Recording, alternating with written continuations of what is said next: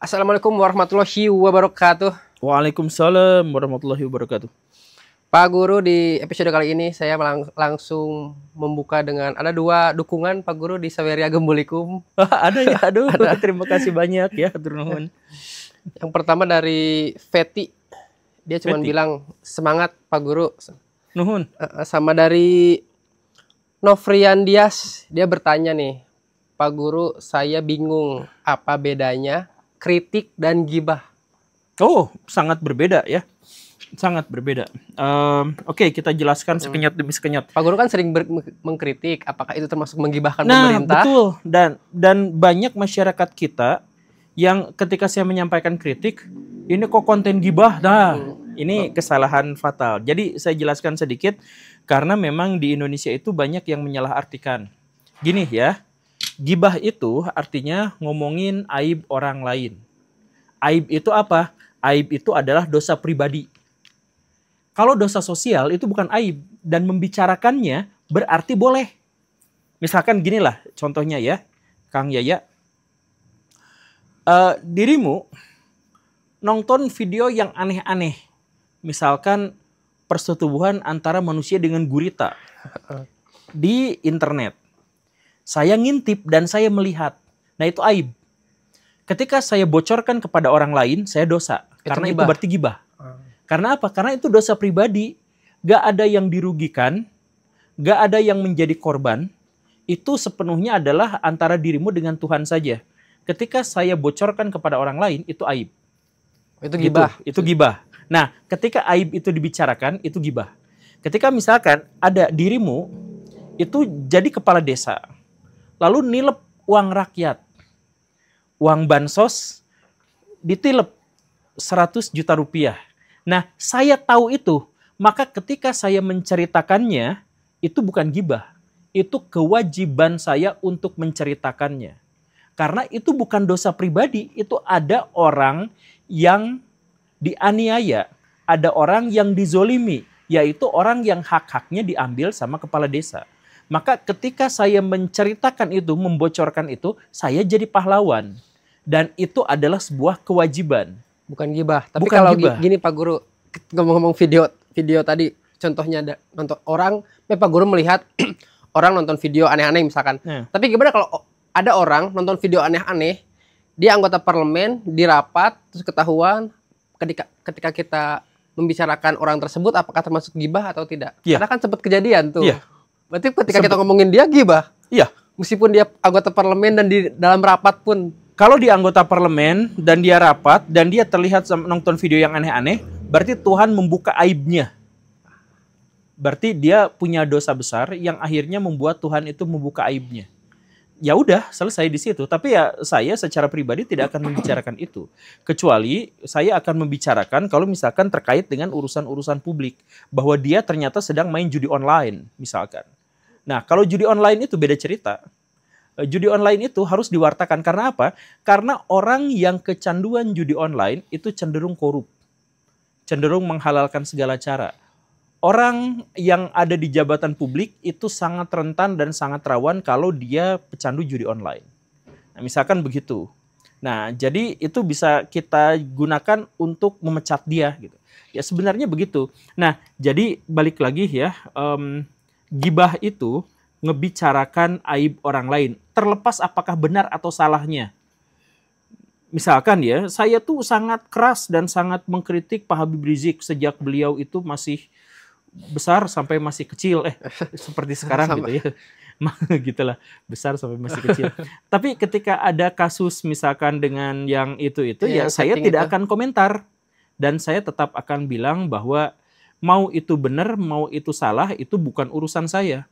Ketika ada Fufu Fafa misalkan, yang itu diindikasikan katanya adalah urusan adalah Gibran, Wapres kita. Saya tidak ikut komentari itu. Sok mana video saya yang mengomentari itu. Karena apa? Karena kalaupun itu benar, itu adalah urusan dirinya dengan Pak Prabowo. Kalau benar. Kalau salah, ya berarti tidak usah saya bicarakan. Kalau benar, ya nggak usah juga saya bicarakan. Karena itu gibah. Jadi kalau benar, kalau salah itu fitnah, kalau benar itu gibah. Karena apa? Ya itu urusan dirinya gitu. Ya terserah Baraya, tapi kan begini begitu, saya tetap menganggap bahwa itu adalah urusan pribadi.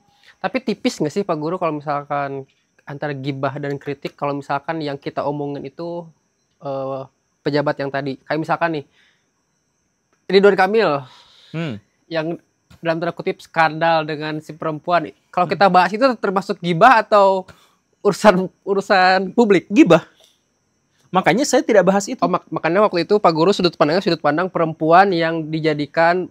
Silakan para yang nonton lagi video saya tentang misalkan Ridwan Kamil selingkuh, saya bukan bahas Kang Ridwan Kamil selingkuhnya. Saya bahas menjadi fenomena pejabat-pejabat publik menggunakan uang dan kekuasaan yang bukan miliknya, tapi amanahnya justru malah digunakan untuk beli cewek. Yang saya jelaskan di sana itu, misalkan begini, ada pejabat nyewa seorang artis 100 juta. Artisnya dipublikasikan, mucikarinya dipublikasikan, tarifnya dipublikasikan, tapi pejabatnya kenapa tidak dipublikasikan? Kan ini kebalik.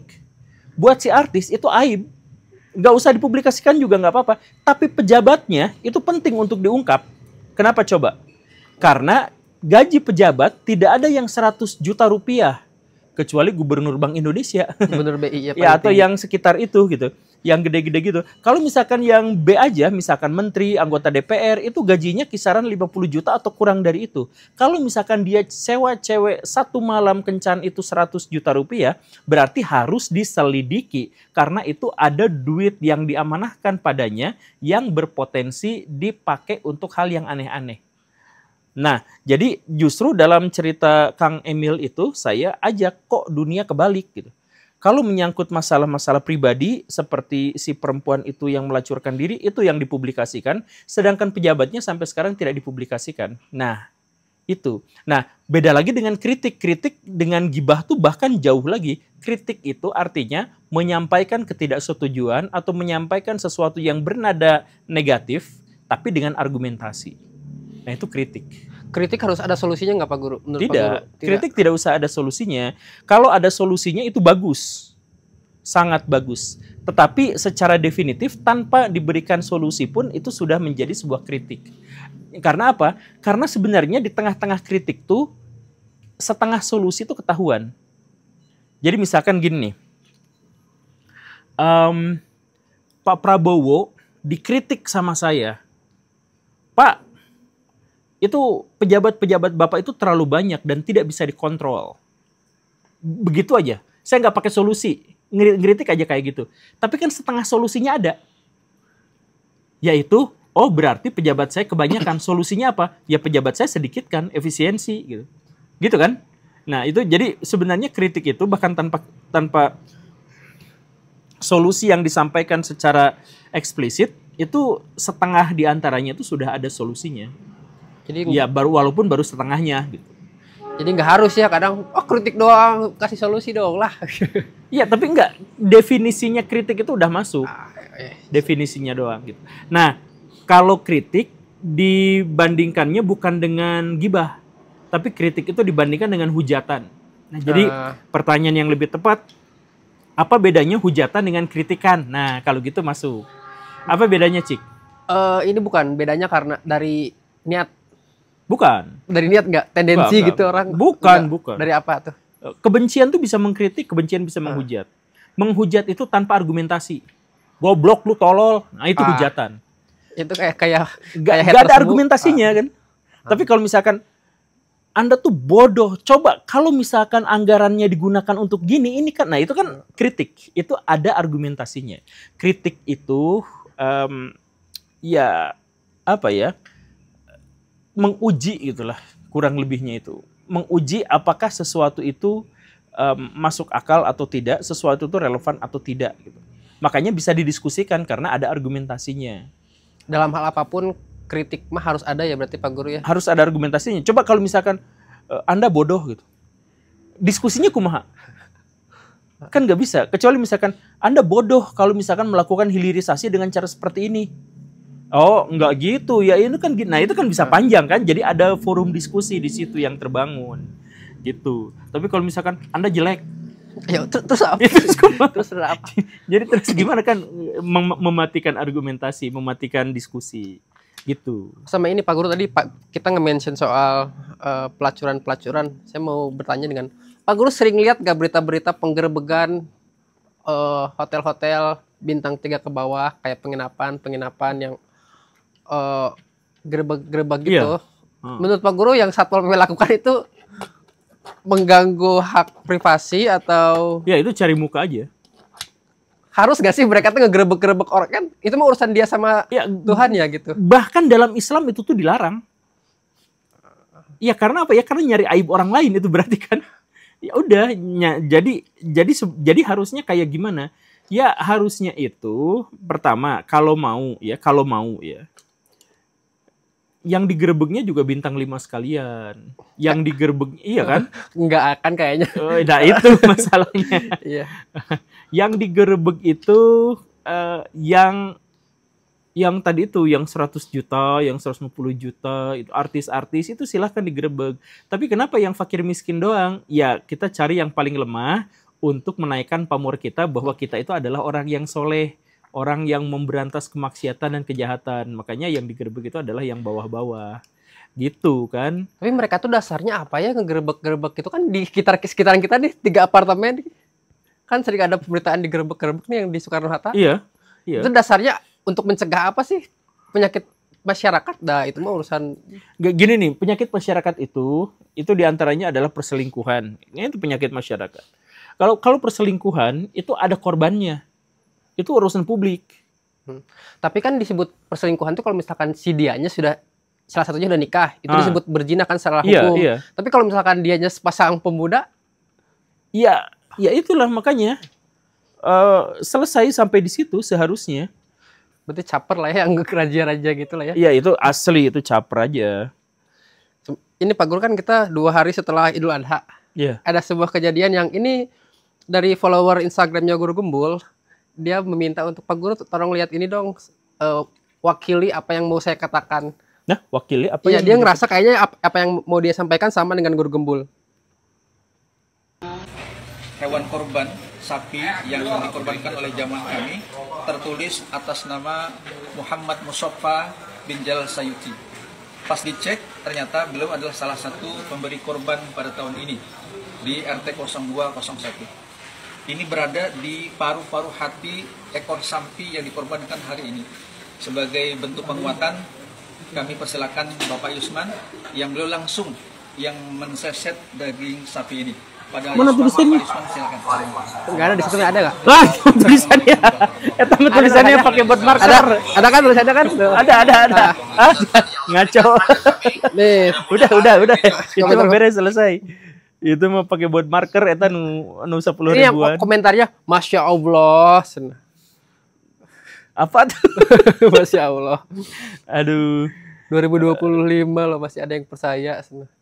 Iya, enggak. Kalau masih ada yang percaya atau enggak, saya mah itu si bapak-bapaknya nggak punya malu gitu. Atau dia nggak ngerasa, nggak tahu deh. Ini di komentarnya ada yang lucu gini Pak Guru, yang menulis tertawa di belakang. Oh, iya. Kan dianya kan dia sampai bikin konferensi pers gitu. Iya, astagfirullahaladzim itu. Ya pengen kelihatan mujizat gitu mungkin ya, pengen kelihatan karomah. Ini gitu. kayak cerita-cerita dulu yang kita nyayat terus ada lafaz Allah terus di langit. Iya yang gitu, kayak di gitu. awan. Speechless bagaimana ngeliat orang kayak gini ya. Kadang video gini tuh suka dibandingin dengan wah negara lain sudah kita ngomongin science apa ini masih begini aja. Saya mohon izin untuk mengatakan kalau itu memang narasinya seperti itu Bapak yang bawa daging itu bernalar rendah gitu ya. Ya kalau memang narasinya benar seperti itu gitu ya. Atau Pak, atau udah itu mah kelihatan atau itu buat marker ditulisannya juga. Ini yang nulis harus nongol nih, Bang. Ngaku yang nulis. Tapi pinter tuh yang nulisnya nggak kelihatan di situ, jadi nggak akan dihujat, nggak akan dipermalukan. Yang si bapak yang barusan itu yang. Tapi di situ ada kan bilang ada yang motongnya juga ada di samping itu, nggak tahu siapa. Oh gitu ada? Iya, tadi kan. Ada, iya. Ya. Terima kasih ya untuk hari ini. Ya, no smoking. Sampai jumpa tanggal 13 Juni di UPI. Assalamualaikum warahmatullahi wabarakatuh. Oh iya, waalaikumsalam warahmatullahi wabarakatuh.